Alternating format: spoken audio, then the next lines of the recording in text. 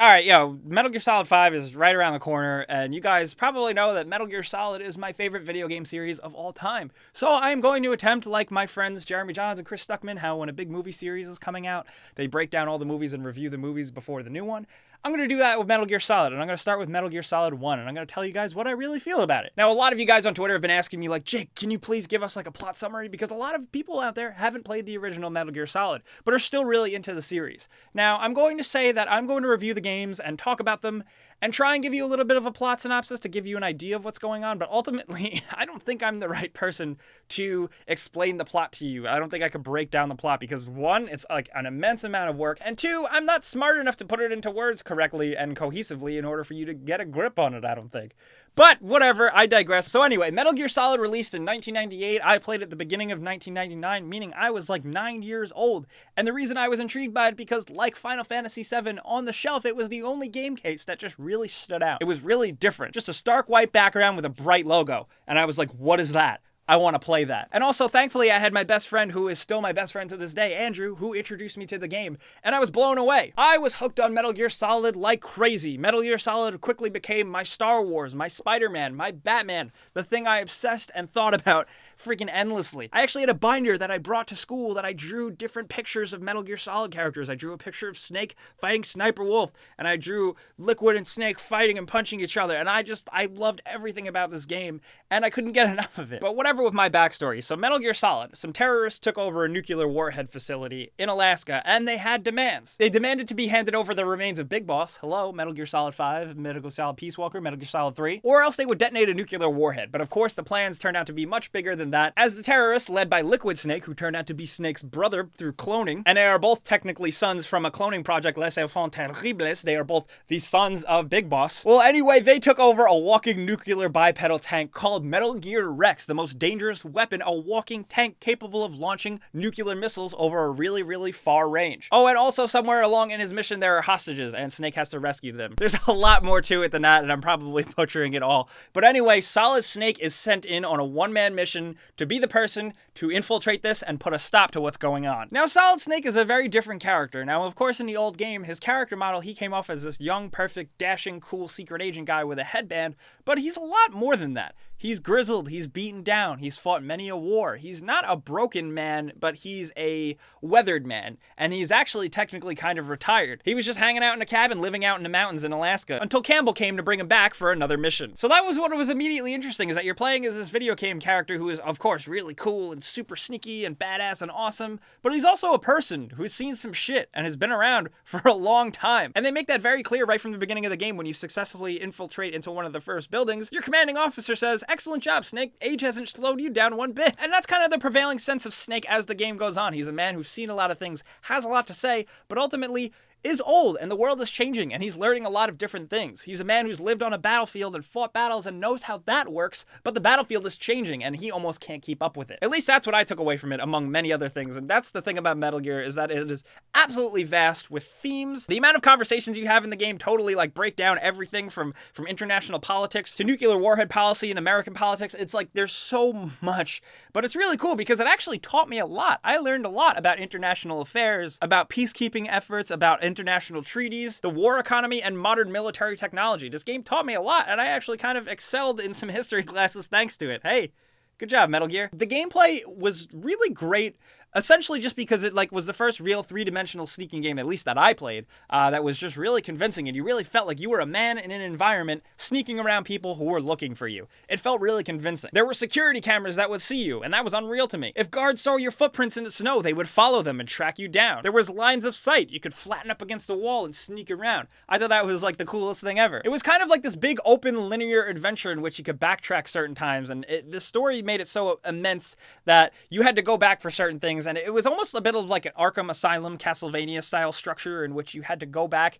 and find certain gadgets in order to unlock the next way through. The gameplay is 3D, but it's very top down, so sometimes it feels a lot older than it really is, but the storytelling is really what makes it just so ahead of its time, and honestly still like top of its class for storytelling and presentation. The game had incredible music, just from like a catchy hook theme song to some more thought out like vocal and chorusy tracks that just really make it feel epic and really make it feel like a movie. And honestly, that's what hooked me on Metal Gear Solid for the first time, because I was like, holy shit, I love movies, and this is a game that is like really presenting a story that is beyond a movie, but being told in a movie setting over a period of countless hours. I was hooked. I was amazed. Not to mention that, but the cast of characters. Of course, I can keep talking about Snake and all of his support characters who you talk over through codec. Codec, of course, you guys have probably seen it. You probably heard some douchebag at GameStop who has a cell phone that is the ring, the codec ring.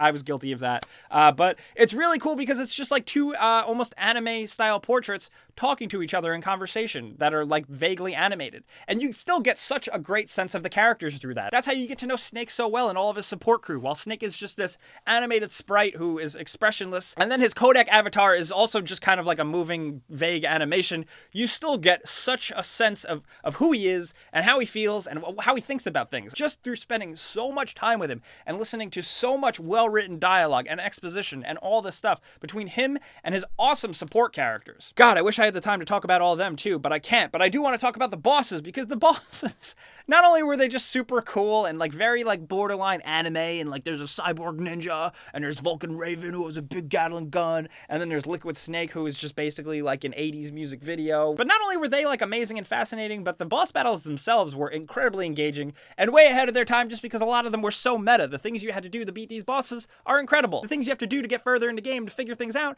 are amazing. You need to call someone on your codec, but you don't know their phone number. Turns out it's on the back of the video game case, and they say that, "Hey Snake, look at the back of the video game case," and you're like, what the fuck? Also, of course, many of you guys have probably heard of this. When you're fighting Psycho Mantis, a telekinetic floating character who can read your minds, he can read your controller input, so anytime you draw your gun, try and shoot him or punch him or whatever, he can dodge it and just make you look like a joke. However, if you switch your controller from the first port to the second port, he can't read your mind, and then you can kick his ass, and it's just so great.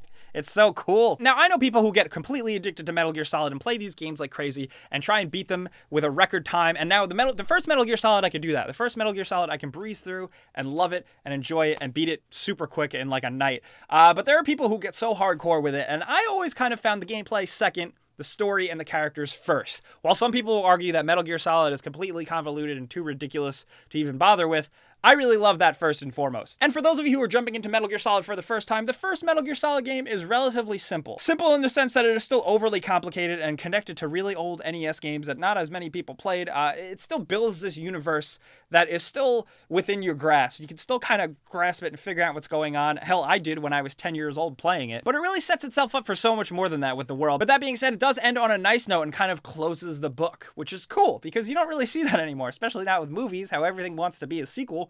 It was refreshing to experience that. Not only that, but just before that, the huge epic final battle sequence was just amazing with this epic music, this epic bloody fight with Liquid Snake, and it's just so great. And fuck, I can't even do this. I'm not competent. I'm not qualified to talk about this. I just get too excited. And this is all just such a one long incoherent ramble, but the first Metal Gear Solid game was definitely like the most epic and foreboding and creepy out of all of them. There was so much ambiguity to this game and just like the sense of pervading mystery that really engaged me, especially as a young boy. I was just like so hooked because I was just so mystified by it all. And that's something that like you still get when you're playing that game because that atmosphere is unbeatable. And unfortunately, they were never able to replicate that with the later games, but they're still amazing. And we'll get to those soon. But seriously though, Metal Gear Solid is definitely one of my favorite games of all time, and definitely kickstarts one of my favorite game series of all time. Metal Gear Solid has pretty much everything you want. Musings on love, family, war, and friendship on the battlefield, and you know what, American politics and how they deal with nuclear warheads. Leaving a lasting legacy, being an epic hero, smoking fucking cigarettes, saving the world, roundhouse kicks, cyborg ninjas, walking tanks that launch missiles, a cowboy man who twirls his guns around in the 21st century, who gets his hand cut off by the cyborg ninja, and Otacon, who invents stuff and stealth camouflage. You click it on and you're invisible, and a Stinger missile launcher you can shoot, and it goes around and I'm so sorry. But, you know, Metal Gear really has everything. If you just want an engaging stealth game to play, it's solid. It's up there with one of the better stealth games of all time just because of its solid stealth mechanics and also its puzzle-like exploration, linear-ish gameplay. It's really great. And then that story and presentation kind of kickstarted how video game storytelling is done today, but honestly, not many games can beat it. So I do very much highly recommend you go and check it out. It's pretty easy to obtain. It's on PSN. They have it in HD collections. It's everywhere because it's so good. But once again, really, I love Metal Gear for so many reasons. It's a great video game. It's a great story. It's actually like it's just so Japanese and ridiculous, but it's awesome. So please, if you've never played it, I highly recommend checking it out, especially before Metal Gear Solid 5 The Phantom Pain, because you're not going to have any idea what the fuck is going on. But I do want to know what you guys think about Metal Gear down in the comments. Please, let's talk about this. You guys are my only friends. Let me know in the comments what you think about Metal Gear Solid, the original, if you played it. And if you didn't, just what you think about it. And also, if you've never played it before, do you think I did a good job telling you about it? Because I kind of just was vomiting at the mouth, and this happens anytime I try and tell my mom, and she doesn't listen. But I gave it my best shot. So let me know what you guys think. And if you did have a good time, maybe click the like button. I'm trying to do that now because that really helps me out. It's kind of like giving me like a tip. Thank you guys so much for watching and checking this out. I love you guys. Of course, I'm Jake Baldino. You can watch me on Twitch. You can follow me on Twitter. You can yell at me on Facebook. And you can subscribe because video games.